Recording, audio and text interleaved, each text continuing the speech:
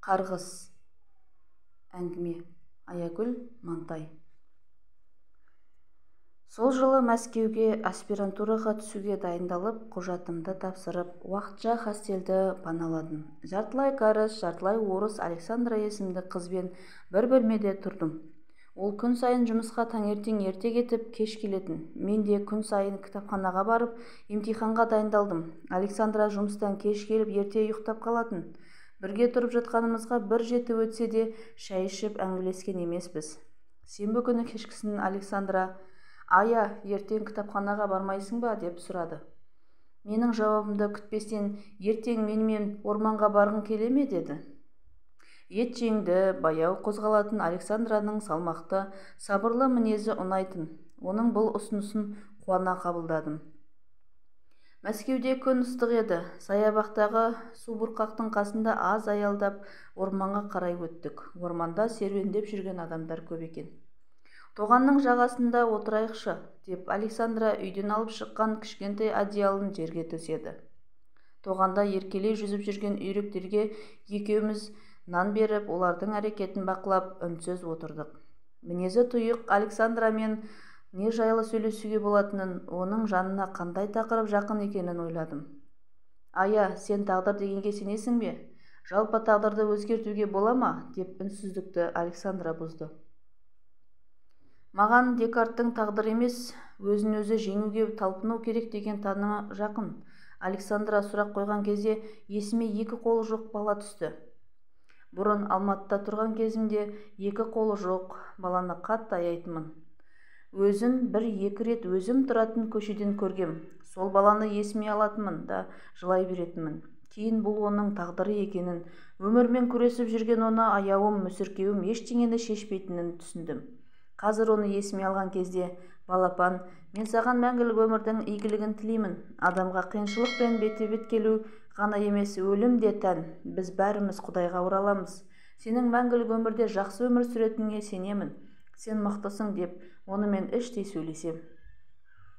Біз ешқашан тағдырды таңдай алмаймыз. Қандай үйде тұратынымызды, қандай машина мінетінімізді, қандай көйлек киетінімізді, тамақ ішетінімізді таңдай алсақ алармыз, бірақ тағдырды таңдай алмаймыз, деп оған қараған кезімде Александра жылап отыр еді. Мұңлы әңгіме айтып, Александраның нәзік жанын жаралап алдым-ау деп өкініп қалдым. Ол: «Ая, сенімен күнде сөйлескім келетін. Сені алғаш көрген сәтте көзіңе көзім түскенде жанымды түсінетін адамды ақыры таптым-ау деп қуандым. Адамның жанары ешқашан алдамайды. Сенімен таныстырған тағдырыма ризамын», деп көз жасын сүртті. «Александра, егер мұңлы әңгіме айтып, сенің жаныңды ауыртсам, кешірші», деп өзімді кінәлі сезіндім. Ол шашымды еркелете сипап, басымды кеудесіне басты. «Ая, кешірім сұрамашы, сұрағыма жауап алдым ба деп қуанып отырсам, мұның не?» деп мұңлы жымиды. Алматыда біз тұрған жатақханада жалғыз басты мүгедек әйел болатын. Жалғыз қызы мылқау. Сол әйелдің өз бетімен ақиқатты іздеуге мені таң қалдырғатын, өзі мүгедек жалғыз қызы да мүгедек, бірақ Құдайдан үміт үзбеген, намаз оқитын, жатақханада еден жуатын. Әйелді жатақхананың коменданты жұмыстан шығарып жіберді. Әйел қызымен пәтерге көшетін болды. Оны қорғай алмағаным үшін қатты ұялдым. Баратын жері белгісіз. Әйел жылы жымиып, жаңа пәтерге жайғасып алғасын: «Сені қонаққа шақырам, үйге келіп тұрасың ғой», деп еді. Сол сәтте әйелдің жігерлілігіне, ішкі рухының мықтылығына тәнті болдым. Оның Құдайға деген сеніміне таң қалумен келемін, деп жадыма қалған мүгедек әйелдің тағдырын баяндап бердім. Александра: «Неткен рухы мықты әйел», деп басын таңдана шайқады. Түсінгенім, біз ешқашан өзімізге барды бағалай алмаймыз. Бар көз алдымызда жоққа айналған кезде ғана оның қадірін түсінеміз. Біз ет пен сүйектен жаралған пендеміз. Сондықтан бізге қателік тән. Құдай қателескен адамға қателігін жөндеуге әрқашан мүмкіндік береді», дедім. Александра үнсіз ұзақ отырды. Мен де үнсіздікті бұзғым келмеді. Әлден соң терең күрсініп: «Біздің отбасындағы барлық қыз жасы 40-қа жеткенде жынданып кетеді. Әкемнің 3 қарындасы жындыханада жатыр. Менің туған әпкем де жынданып дүниеден өтті. Біздің отбасына қарғыс тиген. 5 жылдан кейін 40-қа толамын, мен де жынданып кетем бе деп қорқам, деп жасаураған жанарын көрсеткісі келмей теріс бұрылды. Александрадан мұндай әңгіме естимін деп ойламаған едім. Не дерімді білмей қатты қиналдым. Адамның тағдырын қарғыс өзгертеді дегенге өз басым сенбейм. Менің әпкелерімнің тағдырына о баста жынды болу жазылмаған шығар, деп ол менің бетіме сұраулы жүзбен қарады. Не деп жауап берерімді білмей жанарымды алып қаштым. Атам жас кезінде біреудің 12-де бір гүлі ашылмаған қызының обалына қалыпты. Мұндай қорлыққа шыдай алмаған қыз асылып өліпті. Өлер алдында атам әкемді шақырып, сол жас қыздың ғана емес, өз қыздарымның да обалына қалдым. Мен пәктігінен айырып, қорлаған қыздың қарғысы қыздарымды жындандырып жіберді. Сен ешқашан ешбір әйелдің обалына қалмашы деп жылапты. Туған әпкелері үлкен қызы жынданып кеткен әкемнің күйігі ішіне түсіп кетті, білем, өмірден ерте кетті. Анам ашып ештеңе айтпаса да, сезем ғой, менің 40-қа келуімнен қатты қорқады. Әкем өлерінің алдында ағама, туған ұлыма, ешбір әйел баласының обалына қалмадым. Атаң арқалаған қарғыс отбасымыздың берекесін кетірді. Ұлым, сен ешбір әйелдің обалына қалмашы, менің осы өтінішімді кейін өзің ұлдарыңа да жеткізші деп жалыныпты. Мұңлы Александраны жұбата алмасымды білсем де жұбатқан болдым. Ішімнен сені тағдырың жұбатсын деп тіледім. Жаныма бататын отбасыңыздың трагедиясы бар, өз өміріндегі сәтсіздіктер бар, әрі болашағымды ойлап қамығатыным бар. Бір күні жанымды жегідей жеген ойдан арылғым келеді. Өзіме қол жұмсамақ болып дәрі іштім. Көзім жұмылып ұйықтап бара жатып, тор деген дауысты бірнеше рет естідім. Тор деген дауыстан бөлек кел деп шақырған дауысты қатар естідім. Бір кезде көзіңді өлтірме, өзіңді өлтірме, біз өзімізді өлтірдік, қазір күн сайын жылаймыз, өзіңді өлтірмеші, өмірің қандай қиын болса да өлтірме деп жылаған зарлы дауыстарды естідім. Өзім болсам еркімнен тыс ұйықтап бара жатырмын. Бірақ әлгі өзіңді өлтірмеші деген зарлы дауыстар құйқамды шымырлатты. Тор деген зәрлі дауыста қояр емес. Кел деп шақырған дауыста бастырмалап бара жатыр. Бір кезде ыржиып күліп тұрған құбыжық бейнесіндегі ібілісті көрдім. Мені кел деп шақырып жатқан осы ібіліс екен ғой. Жоқ, мен оған бармаймын деп ойлап қойдым. Ойлағаным сол екен, тор деген дауыс құлағыма жағып бара жатты. Бар күшімді жинап, орнымнан тұрып, саусағымды аузыма тығып, бірден ішкен дәрімді құсып тастадым.